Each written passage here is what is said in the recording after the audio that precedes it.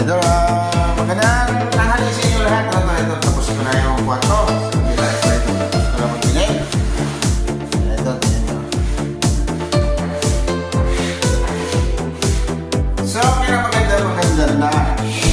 Linis talaga ito.